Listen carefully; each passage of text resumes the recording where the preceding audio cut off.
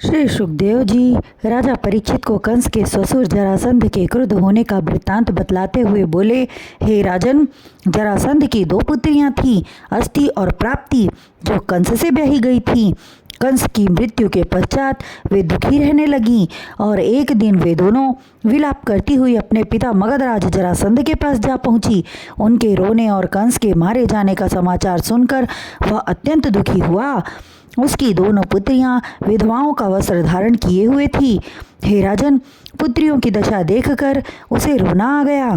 तत्पश्चात अत्यंत क्रोधित होकर अपने राज दरबार में जा पहुंचा और सभासदों से पूछने लगा कि हे मेरे वीरों, यदुकुल में ऐसा कौन महावीर उत्पन्न हुआ है जो मेरे जवाई अति बलशाली कंस को मार डाला। आज मैं उसका वध कर डालूंगा। यह कहकर उसने अपने सैनिकों को मथुरा नगरी पर आक्रमण करने का आदेश दे दिया। फिर स्वयं अपना रथ सजाने का आदेश दिया। हे राजन, जरासंध की आज्ञा मिलते ही रथ, घोड़े, हाथी, पैदल आदि 23 अक्षौहिणी सेना लेकर मथुरा पर चढ़ाई कर दी। एक अक्षौहिणी सेना में 10,800 हाथी, 23,800 रथ, 66,000 घुड़सवार, 1,09,350 पैदल सेनाएं होती हैं। इस तरह जरासंध ने मथुरा नगरी को जाकर चारों ओर से घेर लिया। उसकी अति विशाल सेना देखकर मथुरावासी भयभीत होकर श्री कृष्ण जी से जाकर कहने लगे, हे प्रभु, जरासंध ने पुरी को चारों तरफ से घेर लिया है। उसकी विशाल सेना युद्ध के लिए तत्पर है। नगर वासियों के वचन सुनकर भगवान श्री कृष्ण जी अपने अग्रज बलराम जी से बोले, हे दाऊ भैया, जरासंध अपने सहायकों को लेकर कीट पतंगों की भांति स्वयं दीपक की लौ में जलने के लिए आ रहा है। पृथ्वी का भार हरण करने के निमित्त ही मैंने अवतार धारण किया है। साधु संतों की रक्षा करना और दुष्टों का संहार करना ही मेरा उद्देश्य है। और भगवान श्री कृष्ण के इस प्रकार विचार करते ही 2 दिव्य रथ आकाश मार्ग से उतरकर उनके सन्मुख आ गए। उन रथों में दिव्य धनुष, चक्र, गदा, तरकस आदि विद्यमान थे। तब वे दोनों भाई आपस में विचार विमर्श कर राजा उग्रसेन के पास गए और विनयपूर्वक कहने लगे, हे राजन, जरासंध ने नगर को चारों ओर से घेर लिया है।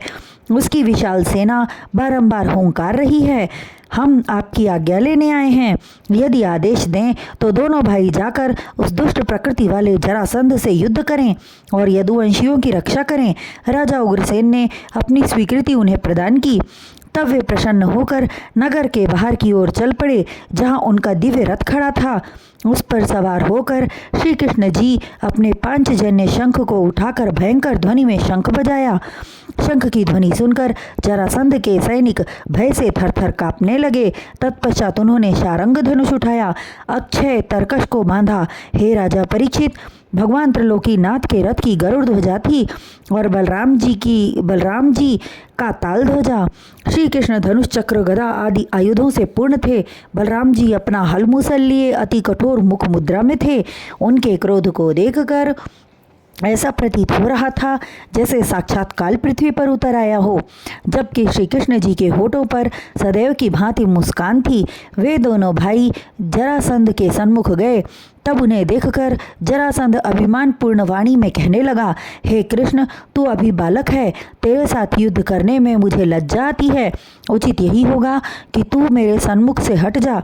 मैं बलराम से युद्ध करूंगा। जरासंध के वाणों को सुनकर मुरली मनोहर बोले, अरे जरासंध, तू मुझे बालक न समझ। तू युद्ध भूमि में खड़ा होकर अपने मुंह से अपनी प्रशंसा कर रहा है। यह शूरवीरों को शोभा नहीं देता। यदि तू सचमुच पराक्रमी है तो अपने शौर्य का प्रदर्शन कर। मैं भी देखूं कि तू कितना बलशाली है।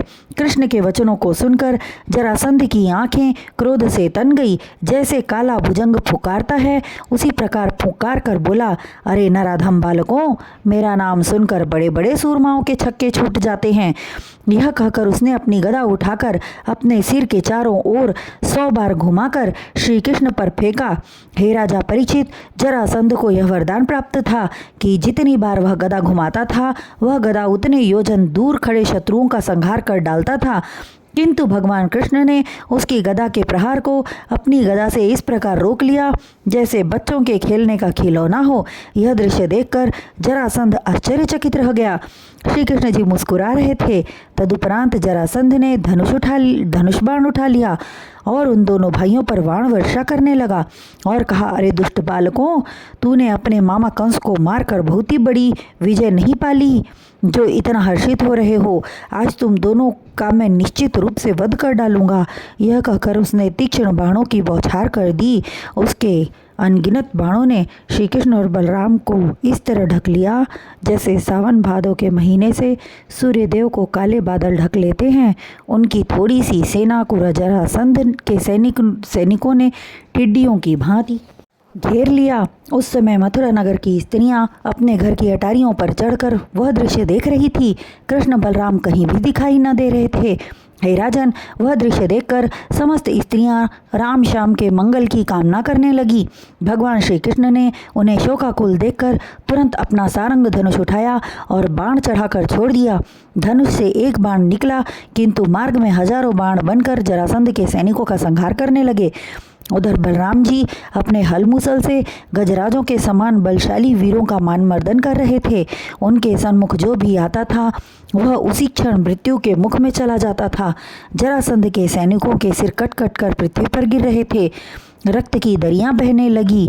जिधर दृष्टि जाती थी उस तरफ जरासंध के सैनिक छटपटाते हुए दिखाई दे रहे थे। धनुष बाण ऐसे लग रहे थे जैसे तिनके हवा में उड़ रहे हों। थोड़े ही समय में लीला बिहारी भगवान श्री कृष्णचंद्र ने जरासंध की सेना को तहस नहस कर डाला। जब उसकी सेना समाप्त हो गई गदा लेकर वह रथ से कूद पड़ा और अत्यधिक क्रोध का प्रदर्शन करते हुए बलराम जी से जा भिड़ा।